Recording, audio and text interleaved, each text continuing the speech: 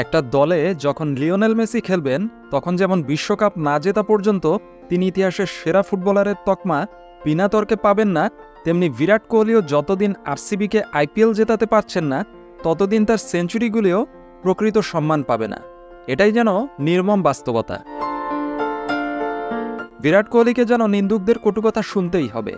এই যেমন সেদিন রাজস্থান রয়্যালসের বিপক্ষে ৬৭ বলে করা সেঞ্চুরিও আইপিএলের মন্থরতম সেঞ্চুরি বলে উপহাসের শিকার হয়েছে।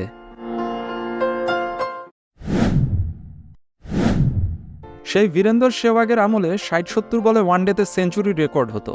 এখন যুগ বদলে গেছে। আপনি ওপেনিংয়ে নেমে ৭২ বল খেলে মাত্র ১১৩ রান করবেন, দলকে অন্তত ২০০ রান পার করতে পারবেন না, আপনাকে তখন সত্যি সমালোচনাটাই সহ্য করতে হবে। এমনকি যখন একটা দল বিনা উইকেটে ১২৪ রান তুলে ফেলে স্কোর কার্ডে, তখন চোখ বন্ধ করে ধরে নেওয়া যায় যে তারা ২০০ পার করবেই। এটাই বাস্তবতা। বিরাট কোহলির দল সেদিন প্রথমে ব্যাট করে ২০০ রান পার করতে পারেনি। এটাই তাদের হারের অন্যতম কারণ। দায় কি শুধুই বিরাট কোহলির? কোহলি একাই কত হাল ধরবেন? ১৫৭ স্ট্রাইক রেটে ব্যাট করেও দুয়ো শুনতে হচ্ছে।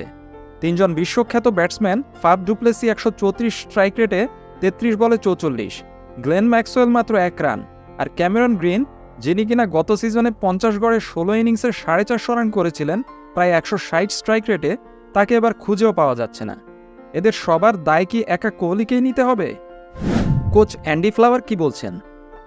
রাজস্থান রয়্যালসের সাথে সেই হতাশাজনক পারফরম্যান্সের পর কোচ অ্যান্ডি ফ্লাওয়ারের মুখেও ছিল হতাশার চিহ্ন।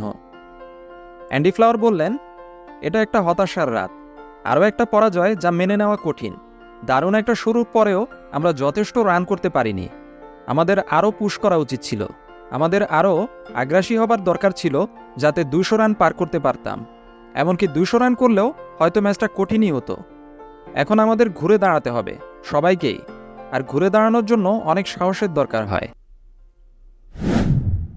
অন্যদিকে জস বাটলাররা কি করেছেন? আরসিবি যখন হেলে দুলে মাত্র ১৮৩ রান করেই খুশি ছিল, তখন রাজস্থান রয়্যালসের জস বাটলার ১৭৩ স্ট্রাইক রেটে মাত্র ৫৮ বলে ১০০ রান মেরেছেন।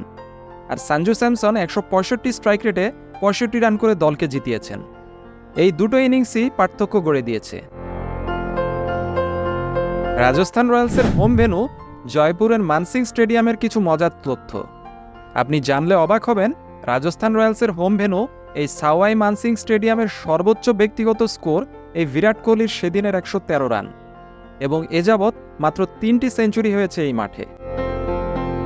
আরও মজার তথ্য হচ্ছে ২০০৮ সালে পাকিস্তানের সোহেল তানভীরের ১৪ রানে ৬ উইকেটের রেকর্ড ২০১৯ সালে আলজারি জোসেফ ভেঙে দেন ১২ রানে ৬ উইকেট নিয়ে।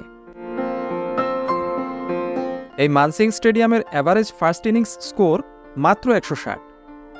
এবার বলুন, কোহলি কি সত্যি মন্থর ব্যাটিং করেছিলেন, নাকি জস বাটলার সব হিসেব নিকেশ উল্টে পাল্টে দিয়েছিলেন? এর পরেও বিরাট কোহলি আমার কাছে সেরার সেরা, যিনি প্রতিপক্ষের বোলারকে ম্যাচ হারার পরেও গলায় জড়িয়ে ধরে স্নেহ করতে করতে মাঠ পেরোতে পারেন।